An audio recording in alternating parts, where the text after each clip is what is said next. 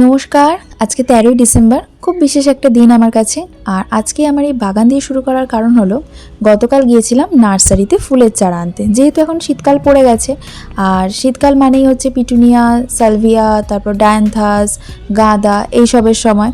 আর তার সাথে চলে গিয়েছিলাম এই গোলাপ বাগানে। মনটা না দেখে যে ভরে গেল। এত যতদূর চোখ যায় শুধু গোলাপ গাছ আর গোলাপ গাছ। মানে এত ভর্তি ভর্তি ফুল হয়ে রয়েছে যে মোটামুটি সব রকম মিলিয়ে অনেকগুলো গাছই কেনা হয়েছে। তো যাই হোক, এবার আসি আসল কথায়, কি আজকে কেন বিশেষ দিন বললাম। তার কারণ আজকে আমার জন্মদিন।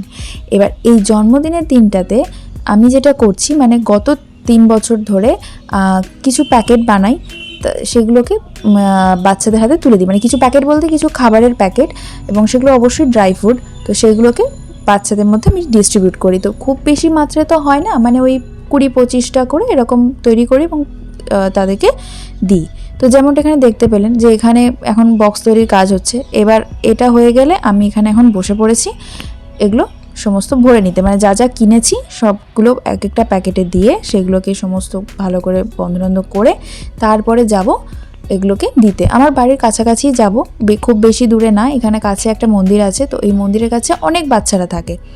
তো তাদেরকেই এবারে প্রত্যেক বছর এই লাস্ট 3 বছর ধরে আমি তাদেরকেই দিচ্ছি। তো এবারেও সেরকমটাই দেব। তো এখানে রেডি হয়ে গেছে আমার টোটাল 27টা প্যাকেট। এবার আপনাদেরকে দেখিয়ে দিই এবার এখানে প্যাকেটে কী আছে। তো যেমনটা বললাম যে পুরোটাই ড্রাই ফ্রুটের মধ্যেই আছে, কেক, বিস্কিট, ফ্রুটি, তারপর কমলালেবু, ম্যাগি, একটা করে চকলেট। তো এইগুলো দিয়েই আমি একটা প্যাকেট রেডি করেছি।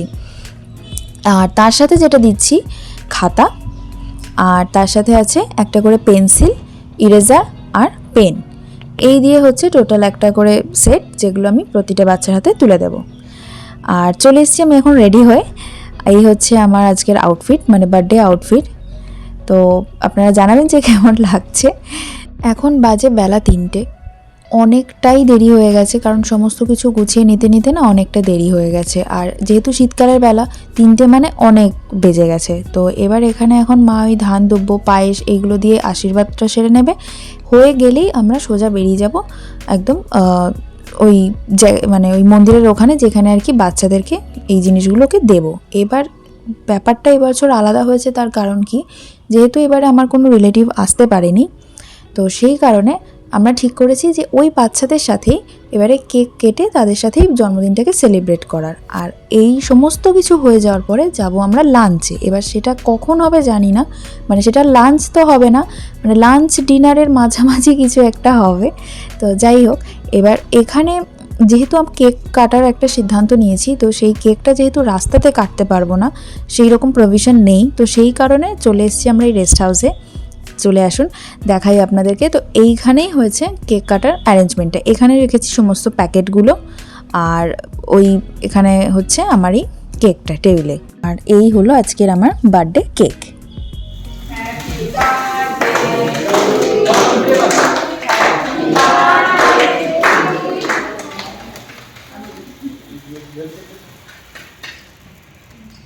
তো মা এখানে কেক খাইয়ে দিয়ে যাওয়ার পরে আমি সবাইকে, প্রতিটা বাচ্চাকে একটু একটু একটু করে সবাইকে কেক খাইয়ে দিয়েছি, এবং তারপরে বাকি কেকটা কেটে কেটে সবাইকে দেওয়া হয়েছিল। তো এবার এই জিনিসগুলো আমার এত ভালো লেগেছিল, এত মেমোরেবল আমার কাছে। কেন কি, আমি বাচ্চাদেরকে আমি অত ভালো করে চিনি না, তারাও আমাকে চেনে না, তাও এত সুন্দর করে প্রত্যেকে কি বলবো, এত ভালো করে আমি বার্থডেটা সেলিব্রেট করেছি, সত্যি আমার কাছে মেমোরেবল হয়ে থাকার মতন। তো যাই হোক, এবারে এখানে আমি পরপর করে সবাইকে লাইন দিয়ে দাঁড় করিয়ে দিয়েছিলাম, এবং তারপরে একে একে সবার হাতে ওই বক্সগুলোকে তুলে দিয়েছি, এবং প্রতিটা বাচ্চা প্রত্যেকে আমাকে হ্যাপি বার্থডে উইশ করেছে, থ্যাংক ইউ জানিয়েছে। এগুলো আমার কাছে আলাদাই পাওনা, সত্যি কথা বলতে। এবং তারা প্রত্যেকে খুব খুশি। তো খুব ভালোভাবে, শান্তিভাবে সমস্তটা মিটে গেছে। তো যাই হোক, এখানে সবাইকে সমস্ত কিছু ডিস্ট্রিবিউট করার পরে লাস্টে আমরাও একটু কিছু ছবি কিছু তুললাম, এবং তারপরে এইভাবে ওদেরকে আবার ফের এটা মন্দিরে বললাম, তো মন্দিরে জাস্ট 2 মিনিট হয়তো হাঁটা রাস্তা। Tata tata. আর বাচ্চারা চলে যাওয়ার পরে এখানকার দাদাদেরকেও আমি এই প্যাকেট তুলে দিলাম তাদের বাড়ির বাচ্চাদের জন্য। তারপরে আমি এখান থেকে বাড়িতে গিয়ে ড্রেস চেঞ্জ করে আবার ফের বেরিয়ে পড়বো লাঞ্চের জন্য। তো লাঞ্চ তো নয়, যেমনটা বললাম ওই ডিনার লাঞ্চের মাঝামাঝি কিছু একটা। তো রেডি হয়ে গেছি, এখন যাচ্ছি সোজা সেক্টর 5-এ ভূতের রাজা দিলবরে। যেহেতু আজকে আমি একটু দুপুরবেলা বলে একটু বাঙালি কিছু খেতে চেয়েছিলাম, তো সেই জন্য এটাই মনে হলো যে ভূতের রাজা দিলবরে যাই।